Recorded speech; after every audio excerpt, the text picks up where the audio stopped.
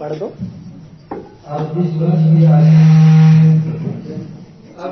की आशा हुई वस्तुओं का निश्चय और अनदेखी वस्तुओं का प्रमाण है।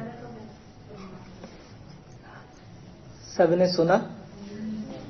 नहीं सुना तो दोबारा सुन लीजिए। अब विश्वास आशा की हुई वस्तुओं का निश्चय समझते हैं?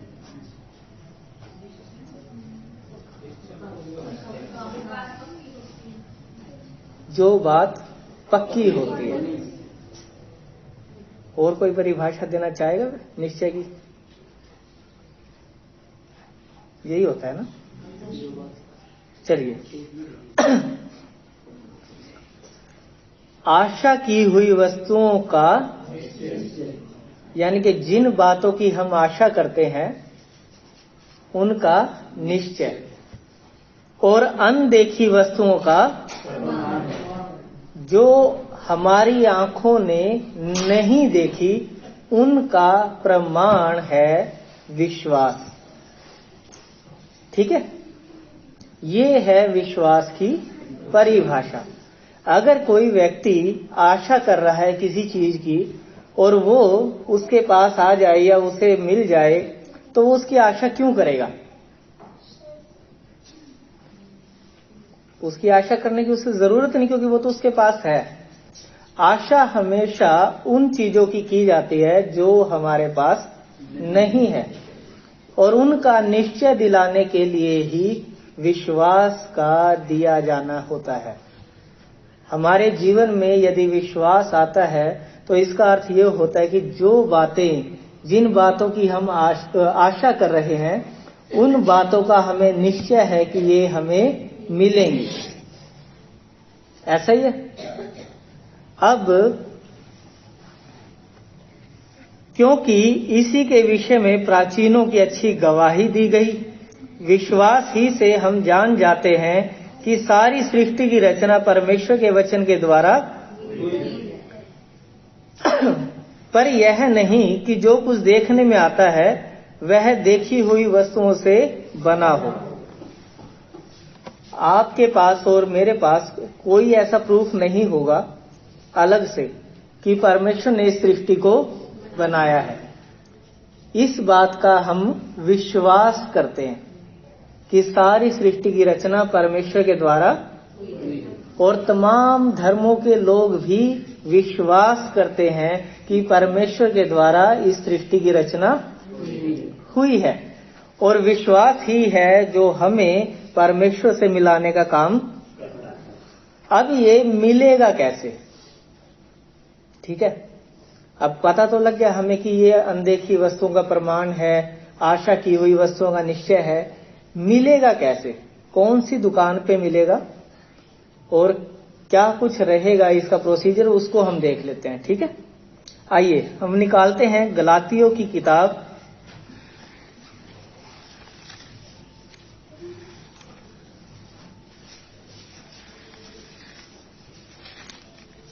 5 अध्याय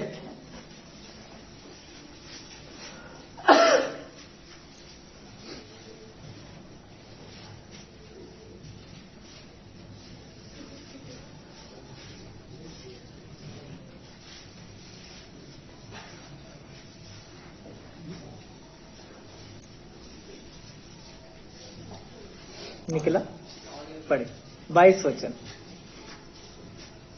पर आत्मा का फल प्रेम, आनंद, शांति, धीरज, कृपा, भलाई, विश्वास, नर्मता। बस राजे, विश्वास तक ही रुकेंगे आज हम। ले बेटा, इसके साथ कर दो, वो मेरे को दे दो।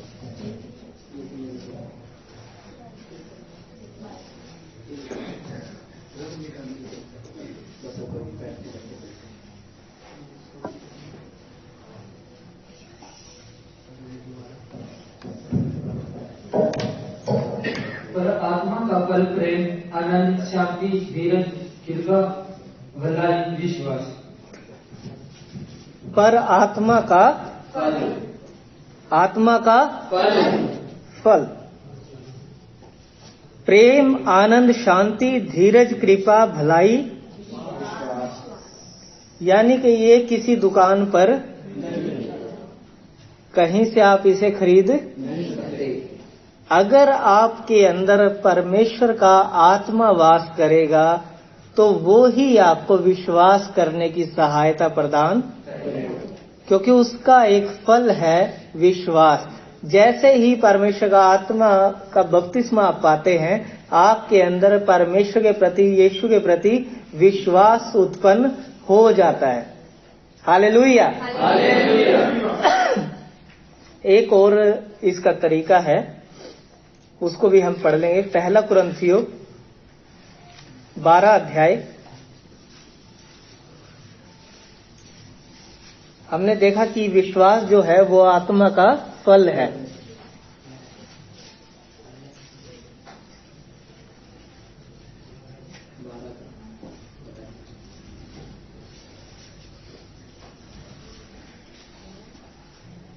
बारह का 9 वचन। किसी को उसी आत्मा से विश्वास और किसी को उसी एक आत्मा से चंगा करने का वरदान दिया जाता है। जी हाँ, तो यहाँ पर विश्वास एक, आप सबको सुनाई दे रहा है? विश्वास क्या है?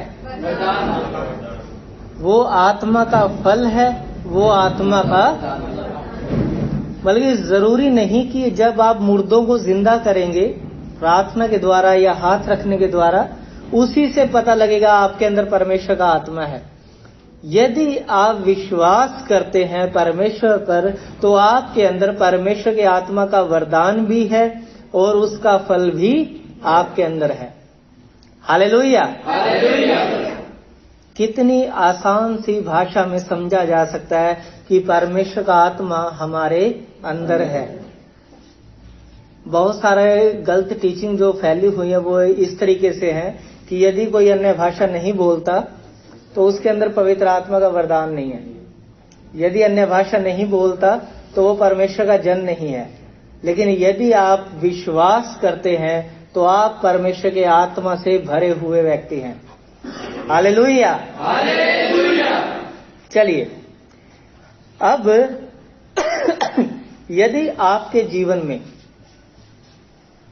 अभी मैं बाइबल से नहीं बोलूंगा, सुन लीजिए, यदि आपके जीवन में विश्वास की कमी है, इस समय आपको लगता है कि आपका विश्वास बार बार कमजोर हो जाता है या आप विश्वास नहीं कर पाते अपनी कठिन सिचुएशंस के अंदर या फिर समस्याओं के बीच में आपको विश्वास करने में परेशानी हो रही है, तो आपको दीनता और नम्रता के साथ परमेश्वर के सम्मुख आने की जरूरत है, क्योंकि आपका विश्वास चोरी किया जा रहा है।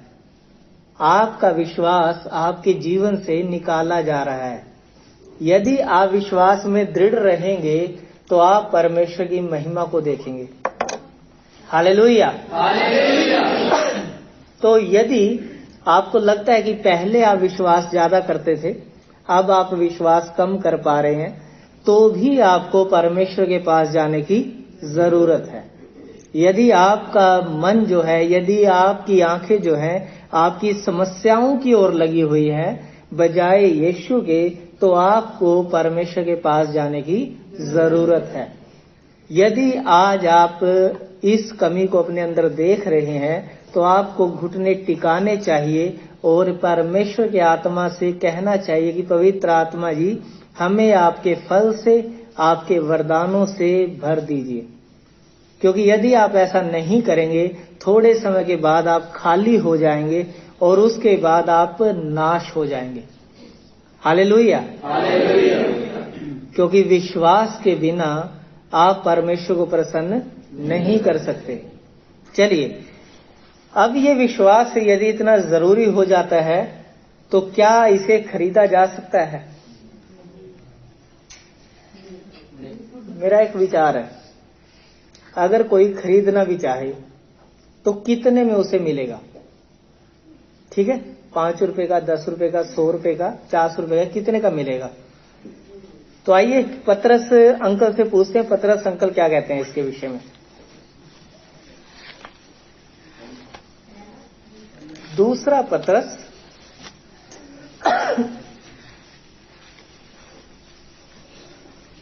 और 1 अध्याय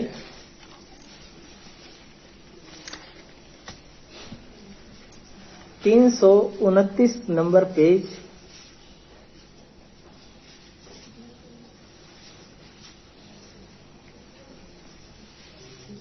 एक अध्याय और इसका 1 वचन। शिमोन पतरस की ओर से, जो यीशु मसीह का दास और प्रेरित है, उन लोगों के नाम जिन्होंने हमारे परमेश्वर और उद्धारकर्ता यीशु मसीह की धार्मिकता द्वारा हमारे समान और मूल्य विश्वास प्राप्त किया। हालेलुया। समझ आया? नहीं आया मैं दोबारा पढ़ सकता हूं। आया? चलिए सुनाइए क्या पढ़ा है।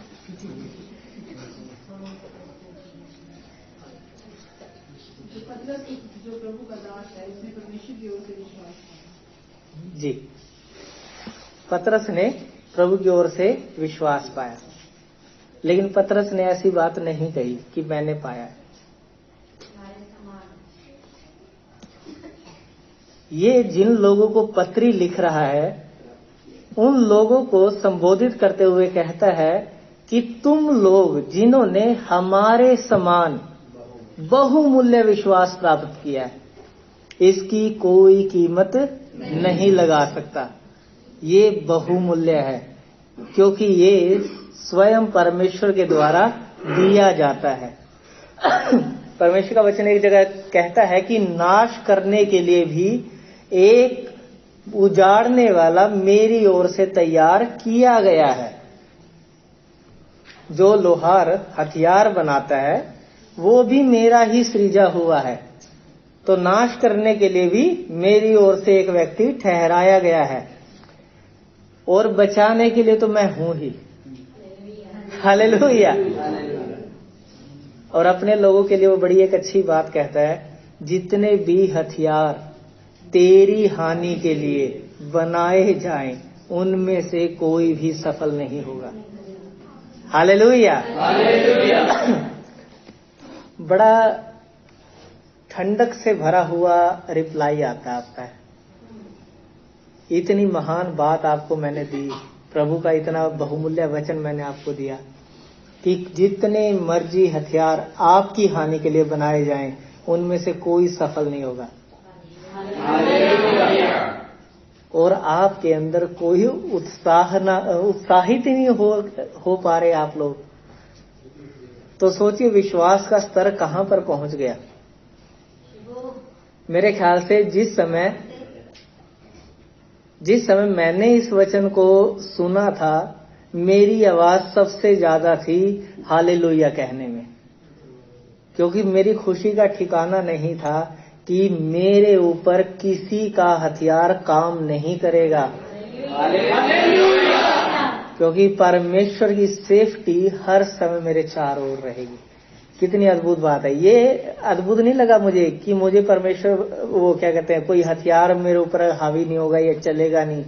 इस चीज की मुझे कोई चिंता नहीं थी, मुझे इस चीज की खुशी थी कि परमेश्वर मेरे चारों ओर रहेगा।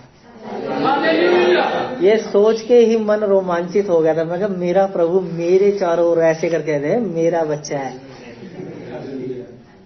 मजा आ गया। मैं कहा इससे बढ़िया बात नहीं हो सकती। तो इसीलिए मेरे हालेलुया की आवाज सबसे ज्यादा थी वहां पर। कईयों को तो समझ ही नहीं आया था कि प्रभु के दास ने क्या बोल दिया, लेकिन जिसने समझ लिया उसका आनंद ही कुछ और था। इसीलिए मैं कहता हूं जब आप यहाँ पर बैठते हैं आपके दिलो दिमाग यहीं पर रखिए, प्रभु की आवाज आप तक पहुंच रही है। क्योंकि यहाँ पर मैं अपने आप से थोड़ी खड़ा हूं। बाइबल कहती है कि जो पुलपिट के पीछे खड़ा है वो मेरा दास है। अब उसने खड़ा किया है तो उसी की आवाज है जो आप तक पहुंच रही है। तो यहाँ पर पौलुस कहता है, पतरस कहता है, जो यीशु मसीह का दास और प्रेरित है, उन लोगों के नाम जिन्होंने हमारे परमेश्वर और उद्धारकर्ता यीशु मसीह की धार्मिकता द्वारा अब एक और चीज मैं आपको क्लियर कर दूं, यहां पर आपकी धार्मिकता नहीं है,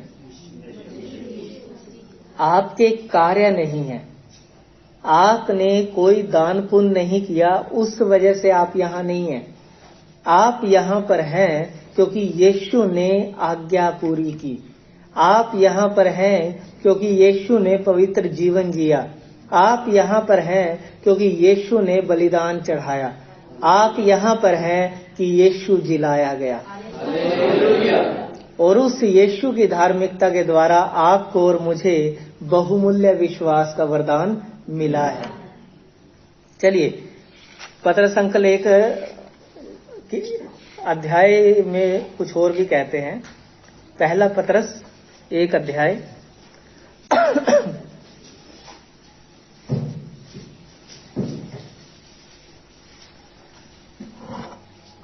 अब ये विश्वास जो है ये बहुमूल्य है, ठीक है।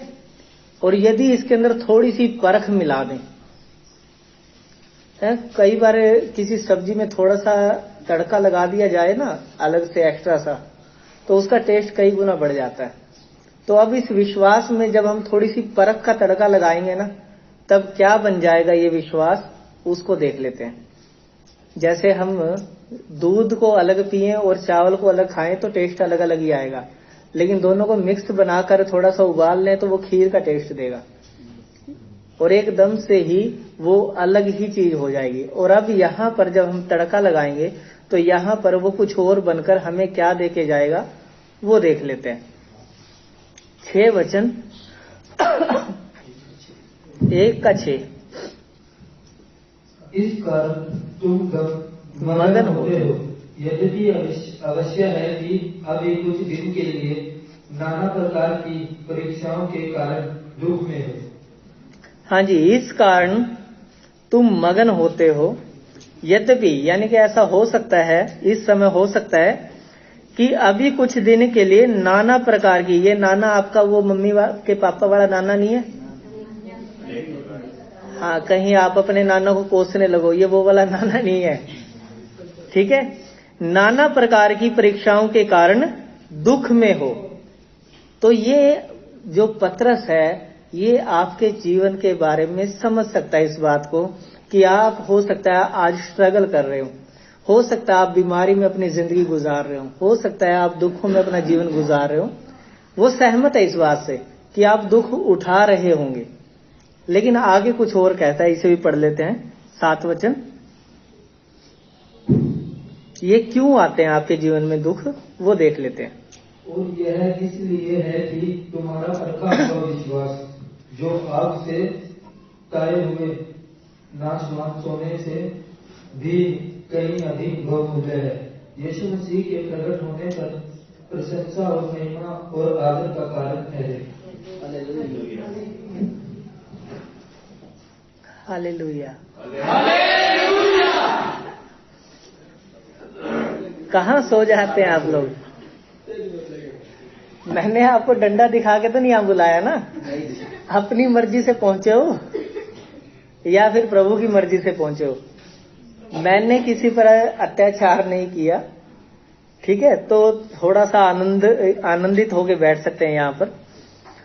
आपके जीवन में दुख और परेशानियां किस लिए हैं, जरा इसे समझ लेते हैं।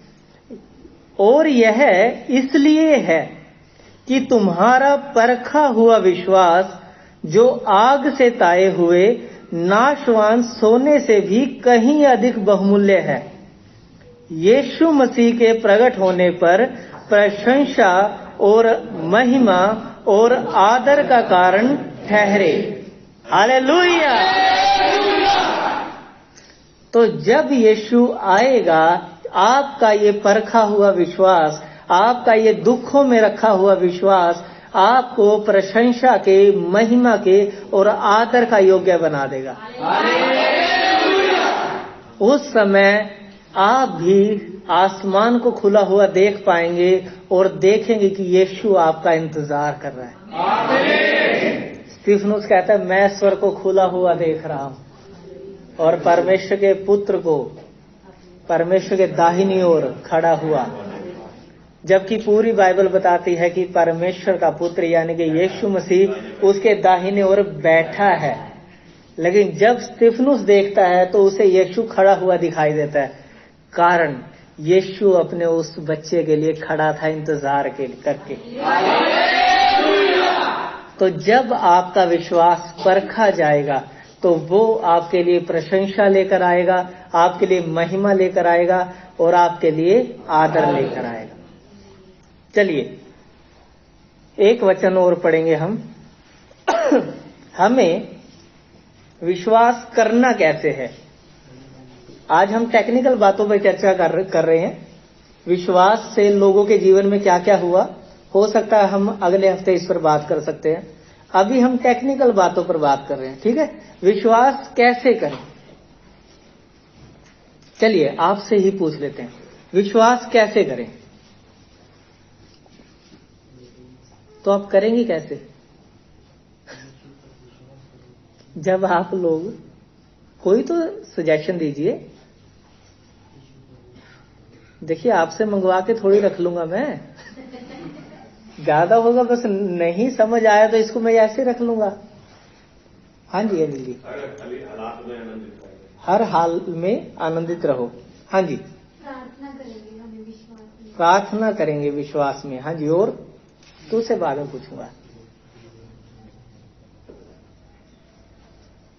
अपनी समस्याओं में भी उस पर विश्वास करके और अपनी समस्याओं को पीछे रखिए। वेरी गुड, शाबाश। हाँ जी बता। यीशु है, बिल्कुल है। हाँ जी, और कोई? यीशु हमारे लिए क्रूस पे चढ़ा। सबको पता है और मैं इस पर पूरे तन मन से विश्वास करता हूं। हाँ जी, और कोई? सबके लिए ऑफर है। बताइए कैसे विश्वास करें कि परमेश्वर को पसंद आए। यीशु परमेश्वर का इकलौता पुत्र है। वेरी गुड, बिल्कुल है, कोई डाउट ही नहीं है। जो है और जो आने वाला है। जो कुछ हम प्रार्थना में विश्वास से मांगे वो उस पर विश्वास करें कि वो हो चुका है। प्रतीति कर लो बेटा, मिल जाएगा। और कुछ? बिना किसी संदेह के विश्वास। बिना संदेह के विश्वास। वेरी गुड, शाबाश। बस चलिए याकूब की किताब, याकूब की किताब और इसका 2 अध्याय और 17 वचन। कैसे विश्वास करें? 17 वचन 17।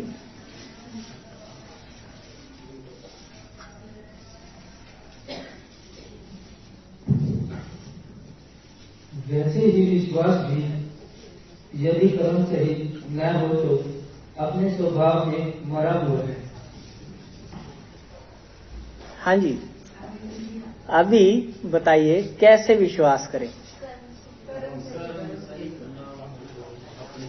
आप समस्याओं में होते हैं और आप विश्वास करते हैं कि ये समस्या मेरे जीवन से दूर हो गई, लेकिन 2-4 बार रट्टा मार के और आप उस प्रार्थना को करना छोड़ देते हैं और उस समस्या के साथ एडजस्ट हो जाते हैं, उसी के साथ जीना शुरू करते हैं।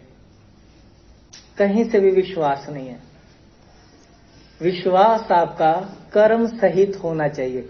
जो आप विश्वास करते हैं वैसा ही जीवन भी आपको जीना है, वैसा ही कर्म भी आपको करना है। और याकूब इसको इस तरीके से कहता है, अब्राहम ने विश्वास किया और ये उसके लिए धार्मिकता गिना गया। लेकिन विश्वास किया कैसे? उसने अपने पुत्र को बलिदान किया आत्मिक रीति से। किस तरीके से? उसने अपने पुत्र को लिटाया और मारने के लिए हाथ बढ़ा लिया। अभी वो कत्ल होने वाला है, उसने एक बार भी अपने हाथ को पीछे नहीं खींचा। ये था उसका विश्वास। उसे पता था कि मेरा प्रभु इसे जिंदा कर सकता है। इस हद तक उसने विश्वास किया और बाइबल कहती है परमेश्वर ने कहा कि अब्राहम रुक, अब मैं जान गया हूं कि तू मुझसे प्यार करता है। जब परमेश्वर विश्वास करते हैं वो आपके प्रिय को आपसे दूर नहीं जाने देगा। वो ऐसा क्यों चाहेगा कि आप हमेशा रोते रहें? वो चाहता है कि आप खुशहाल रहें, लेकिन तरीके से रहें। हालेलुया। तो विश्वास कीजिए कर्म के साथ। विश्वास से होगा क्या? क्या होगा, या फिर हम क्या विश्वास करें? दो ही बातें हैं, होगा क्या और क्या विश्वास करें।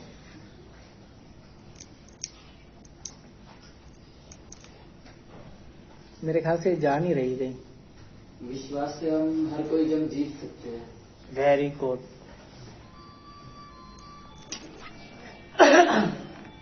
विश्वास आपके आत्मिक जीवन में क्या प्रभाव डालता है? क्या होता है विश्वास से? हाँ जी।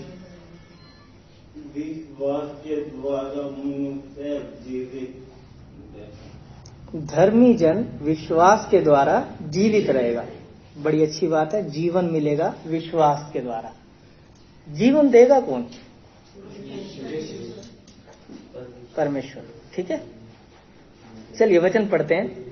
इब्रानियों की किताब 11 अध्याय 6 वचन। विश्वास की कमी से क्या होगा, विश्वास से क्या होगा, और क्या हम विश्वास करें? तीनों का जवाब एक ही वचन में। और विश्वास बिना उसे प्रसन्न करना आरंभ होना है, क्योंकि परमेश्वर के पास आने वाले को विश्वास करना चाहिए कि वह है, और अपने खोजने वालों को प्रतिफल देता है।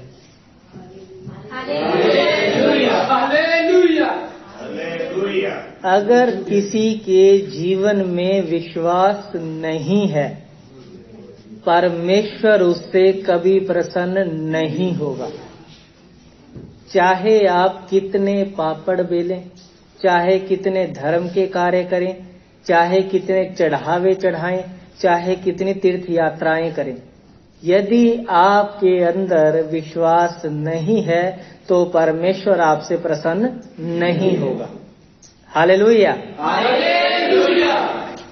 फिर जब कोई विश्वास रखता है तो उसे रखना क्या है, विश्वास करना क्या है? क्योंकि परमेश्वर के पास आने वाले को विश्वास करना चाहिए कि वह है। और जैसे ही आप इस बात पर विश्वास करते हैं आप पाप रहित हो जाएंगे, गारंटीड। जैसे ही आप इस बात पर विश्वास करेंगे कि वो है, आप अपनी बुराइयों से आजाद हो जाएंगे। ये मेरा मत है, आप इसे समझ सकते हैं। और अपने खोजने वालों को प्रतिफल, जो व्यक्ति इस बात पर विश्वास करता है कि परमेश्वर है और अपने खोजने वालों को प्रतिफल देता है और इसमें संदेह नहीं करता, तो यकीन मानना उसे कोई ऐसी चीज नहीं रहेगी जो ना मिले। कारण उसने विश्वास की परिभाषा को ठीक से समझा और अपने जीवन में लागू किया है। यह चाबी है आत्मिक समाज की, आत्मिक आशीषों की, सांसारिक आशीषों की, और हर तरीके से जहां आप सफल होना चाहते हैं उन सब चीजों की। यदि आप विश्वासी हैं तो सब कुछ आपके लिए है, और यदि नहीं है तो कुछ भी नहीं है। चलिए एक और वचन पढ़ते हैं हम। 2 कुरिन्थियों 4 अध्याय 13 वचन। जब एक व्यक्ति विश्वास करता है तो उसके जीवन में सबसे पहला परिवर्तन क्या आता है? कैंडी दूंगा, जवाब दे सकते हैं। जब एक व्यक्ति विश्वास करता है, सबसे पहला परिवर्तन उसके जीवन में क्या आता है? वो सरेंडर करता है। Very good. हाँ जी, देखिए आपकी सबकी बातें सही होती हैं, लेकिन मैं आज जिस वचन पर बात करने वाला हूं मुझे वो आंसर चाहिए। विश्वास है तो फिर निश्चय हो जाता है कि जो हमने मांगे वो मिले। बिल्कुल मिलेगा जी। हाँ जी, कोई और? विश्वास के द्वारा हम जीवन पाते हैं। जीवन पाते हैं, वेरी गुड, सब बातें सही हैं। और कोई? विश्वास से हमें यह सोच सकता है कि हमें सारी समस्याओं का हल होगा। सारी समस्याओं का हल होगा, ये भी अच्छा है। हाँ जी, कोई और? विश्वास से हमें जो कुछ मिलता है इससे हम दूसरों को भी बता सकते हैं। क्या? मतलब जैसे हम विश्वास करेंगे तो परमेश्वर हमारे जीवन को बदलेंगे, तो मतलब लोग भी हमको देखकर उसको विश्वास करेंगे। आपका जीवन बदलेगा, लोग उसको देखकर विश्वास करेंगे, अच्छी बात है ये भी। विश्वास किया इसलिए मैं बोला। शाबाश मेरे बेटे, वेरी गुड। ये ले, यही चाहिए था मुझे। पहली बात जो एक विश्वासी के जीवन में आती है, वो गुमगा नहीं रहता, वो बोलता है। जब उसके जीवन में यीशु आता है, जब वो विश्वास करता है, तो वो चुप नहीं रहता। जब मैंने यीशु मसीह पर विश्वास किया था, क्या हमारा मोहल्ला, क्या हमारे काम करने की जगह, क्या मेरे मित्र, सब जगह एक ही नाम था, यीशु। सब जगह पहुंचा दिया, सब रिश्तेदारों में खबर फैल गई कि अतुल ने यीशु को ग्रहण कर लिया। क्योंकि जो व्यक्ति विश्वास करता है वो चुप नहीं रहता। तो यही बात कह रहा है यहाँ पर। हालांकि हो सकता है कि इसे छुटके ने नकल मारी हो। हाँ, कोई बात नहीं, फिर भी कैंडी वापस नहीं लूंगा मैं।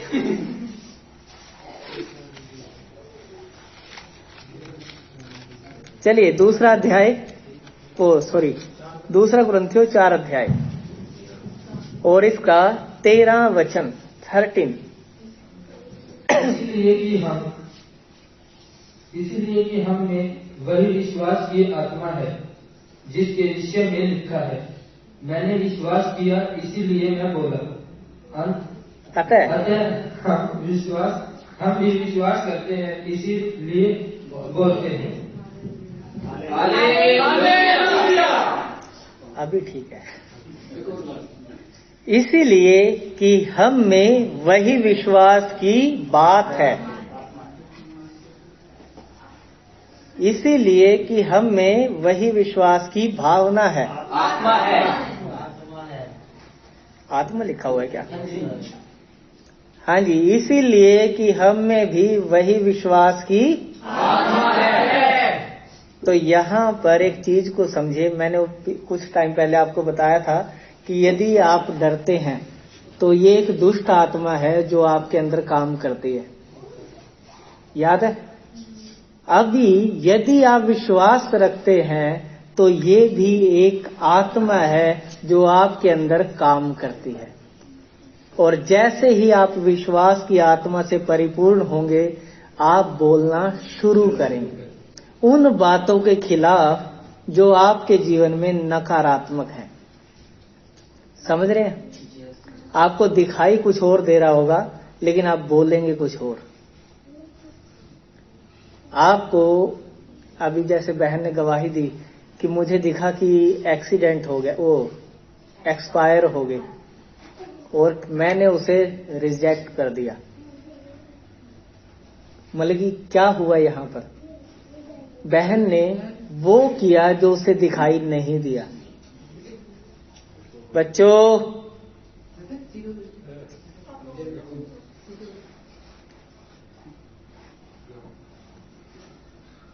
अभी अगर वापस मुड़ा है ना तू, तो तेरा मतीरा बजाना है सबने। चलिए एक वचन और पढ़ेंगे हम, पहला यूहन्ना और उसका 3 अध्याय।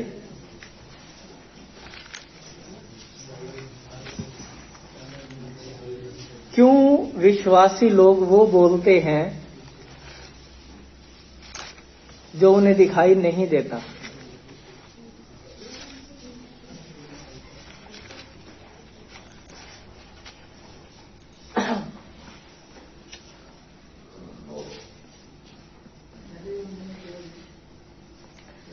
पहला यूहन्ना 3 अध्याय और इसका 9 वचन।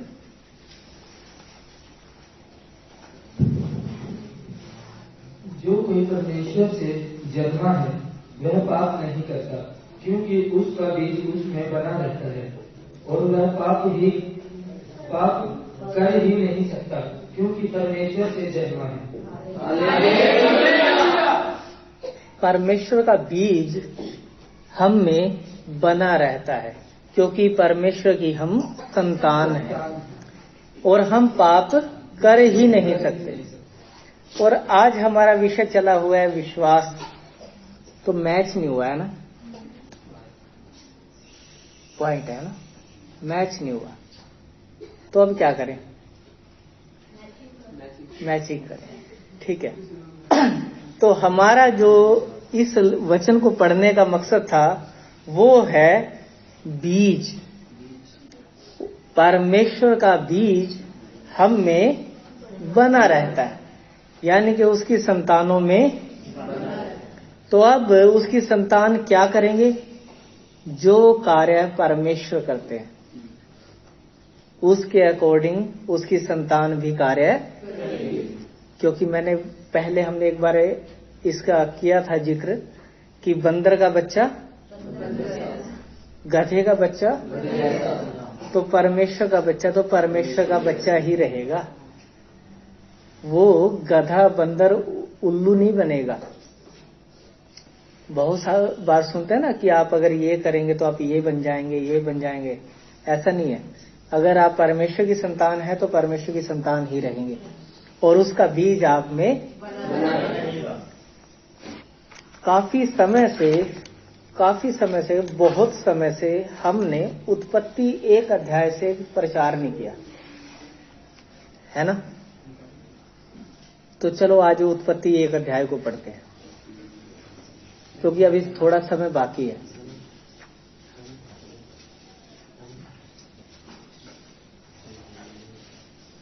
किस किस ने उत्पत्ति 1 अध्याय पढ़ा हुआ है?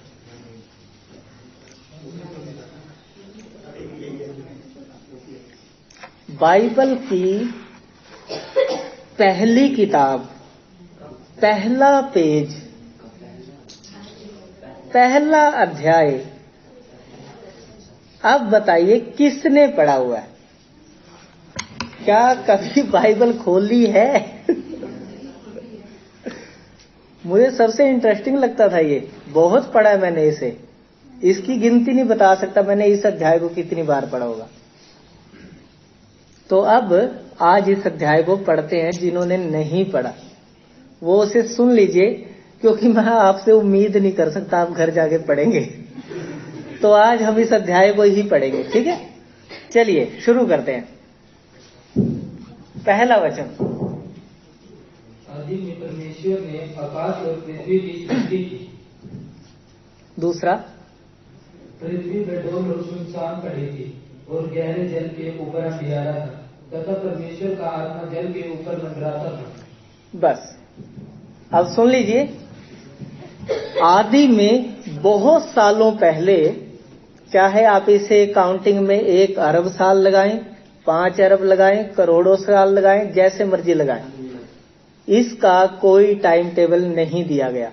आदि में परमेश्वर ने आकाश और पृथ्वी की सृष्टि की। उसके बाद वहां पर जब देखा तो पृथ्वी बेडौल और सुनसान थी, कोई नहीं था वहां पर। वहां पर गहरे जल के ऊपर अंधियारा था, और परमेश्वर का आत्मा जल के ऊपर मंडराता था। ठीक है, पूरी पृथ्वी जल से ढकी हुई थी, बेडौल।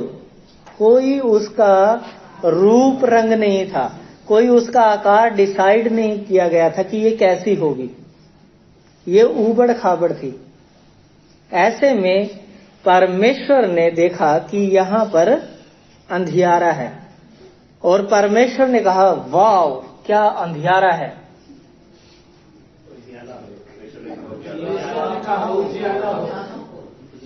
3 वचन।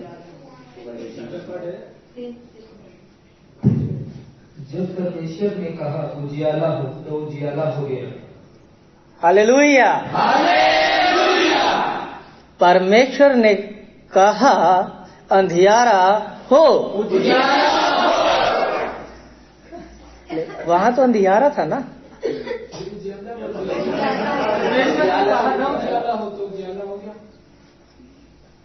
मैंने कहा मेरा काम चल नहीं रहा, क्योंकि चल नहीं रहा। मैंने कहा मेरे बच्चे निकम्मे हैं, क्योंकि हैं।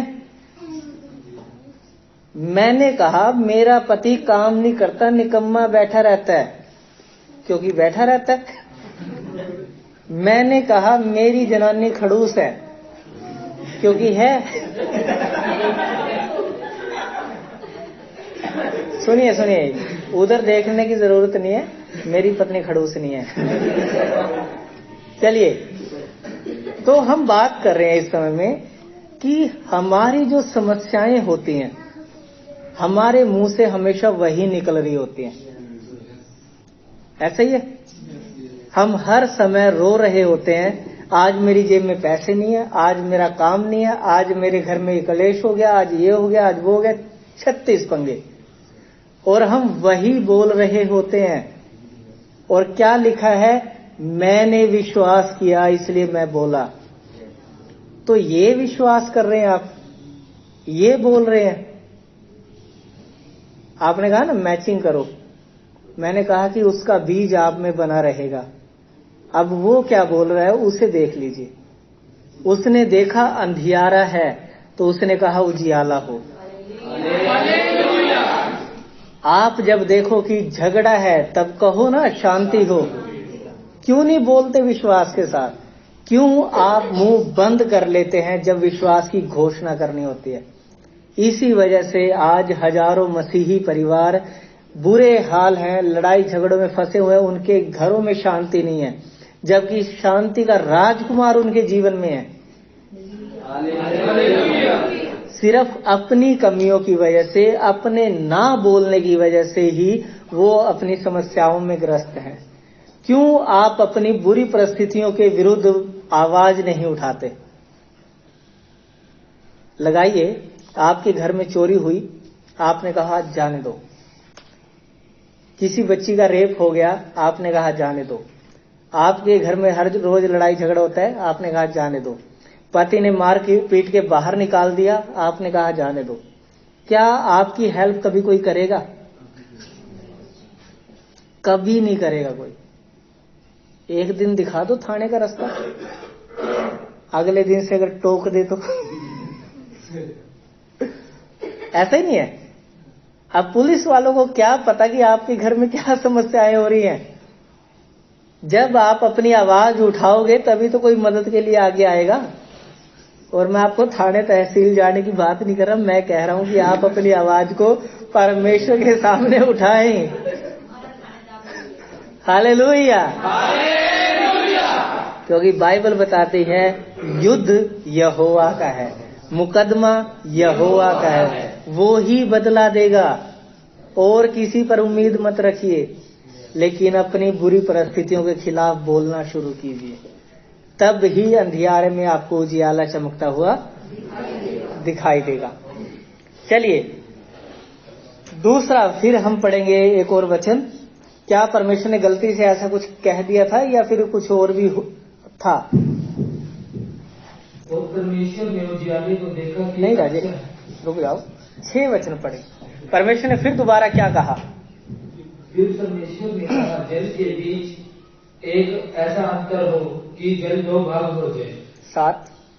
तब परमेश्वर ने एक अंतर बनाकर उसके नीचे के जल और ऊपर के जल को अलग अलग किया, और वैसा ही हो गया। 8। और परमेश्वर ने उस अंतर को आकाश का तथा सांझ हुई फिर भोर हुआ, इस प्रकार दूसरा दिन हो गया। जी हाँ, तो यहाँ पर परमेश्वर ने आकाश को अलग कर दिया और नीचे के पानी को अलग कर दिया। अब ये पहले इकट्ठा ही था, लेकिन परमेश्वर ने वो बोला जो दिखाई नहीं दे रहा था। पूरा अध्याय इसी चीजों से भरा हुआ है। जब इस पृथ्वी पर घास का एक पौधा नहीं था, परमेश्वर ने कहा हर प्रकार के पेड़ पौधे उगे, और परमेश्वर के कहते ही वो सारे उग गए। जब समुद्र में सिर्फ मछलियां थी, सिर्फ पानी था, तब परमेश्वर ने कहा सब जीव जंतुओं से जो जल के हैं ये समुद्र भर जाए, और आज तक मछलियां खत्म नहीं हो रही समुद्र की।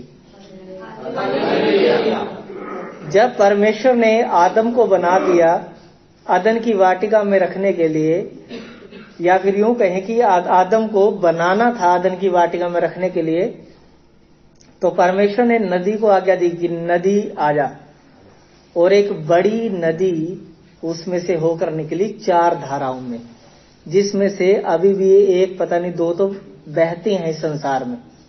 वो नदियां थी जो परमेश्वर ने स्वयं बहाई आदम के लिए। तो परमेश्वर ने वो किया हमेशा जो दिखाई नहीं देता। आप उसके बीज यदि अपने अंदर लिए हुए हैं, उसके गुण यदि अपने अंदर लिए हुए हैं, तो वो कहना शुरू कीजिए जो आपको दिखाई नहीं दे रहा, और आप परिस्थितियों को बदलते हुए पाएंगे। चाहे अब तक कुछ ना हुआ हो, लेकिन अब होना शुरू हो जाएगा यदि आप घोषणा करनी शुरू करेंगे तो। ठीक है, चलिए इस अध्याय को घर जाके जरूर पढ़िएगा, क्योंकि बड़ा लंबा हो जाएगा अगर हम इस सारे को पढ़ेंगे। तो आप पढ़ लीजिएगा, प्रभु आपकी आत्मा को शांति दे। अब एक सवाल जो है वो हो सकता है, ये मेरे मन में सवाल आया था जब मैं इस सारी बातों को लिख रहा था, तो मेरे मन में एक सवाल आया कि वो तो परमेश्वर है, उसके कहे से तो सब कुछ हो जाएगा। हम परमेश्वर थोड़ी हैं, हमारे कहने से तो हमारे बच्चे नहीं मानते, हमारी समस्याएं कहां भागेंगी, हमारी उलझनें कहां दूर होंगी। तो फिर प्रभु ने मुझे एक वचन दिया जो शायद पिछले हफ्ते या उससे पिछले हफ्ते हमने शेयर भी किया था, और वो वचन आपके लिए मैं दोबारा पढ़ना चाहूंगा। मरकुस की किताब 9 अध्याय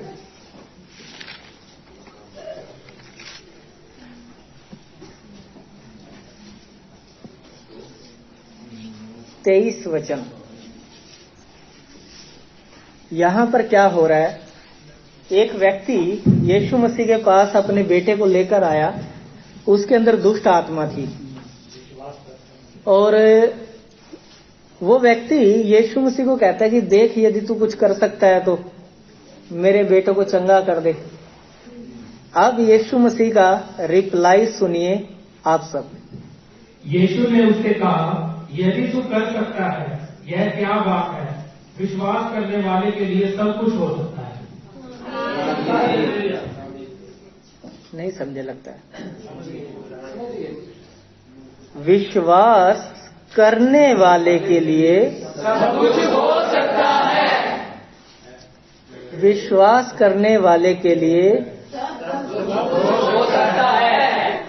अब इस सब कुछ में क्या कोई ऐसी बात है जो यीशु ने बाहर रखी हो कि ये नहीं हो सकता बाकी हो जाएगा? तो फिर आप ऐसा कैसे सोच सकते हैं कि मेरी ये परिस्थिति या मेरी ये समस्या दूर नहीं हो सकती? यहां परमेश्वर का हाथ छोटा हो गया, बाकी सब हो सकता है। वहां पर आप परमेश्वर को छोटा क्यों कर देते हैं? ये मेरा सवाल है। अभी देखते हैं, अगर अगला हफ्ता प्रभु ने इसी टॉपिक पर रहने दिया तो हम अगले हफ्ता ये बात करेंगे कि किस व्यक्ति ने विश्वास किया और उसके जीवन में क्या काम हुआ और कैसी परिस्थिति उसके जीवन में आई थी। अब आप लोग इस बात से जो समझना चाहें समझें, जो सीखना चाहते हैं सीखें। यीशु ने बोल दिया विश्वास करने वाले के लिए सब कुछ हो सकता है। और यदि नहीं हो रहा, मुझे एक महिला की बात याद है। उन्होंने मुझे कहा प्योर हरियाणवी के अंदर, पास्टर जी विश्वास तो करें, बस यह दर्द नहीं जाता। समझ आया? कहता हम विश्वास करते हैं लेकिन ये दर्द नहीं जाता। अब क्या यीशु ने ये कहा कि तुम विश्वास करोगे तो भी ये दर्द नहीं जाएगा? नहीं कहा ना। तो फिर नहीं जा रहा तो कमी कहां पर है? अब एक जगह याकूब इस तरीके से कहता है, संदेह करने वाला मनुष्य ये ना समझे उसे प्रभु से कुछ मिलेगा। समझ रहे हैं आप? संदेह करने वाला, डाउट करने वाला व्यक्ति ये ना समझे कि उसे प्रभु से कुछ मिलेगा। वो खाली आया है, खाली ही जाएगा, उसके लिए कुछ भी नहीं है। लेकिन विश्वासी के लिए सब कुछ। तो प्रभु आप सबको आशीष दे, सबको जय।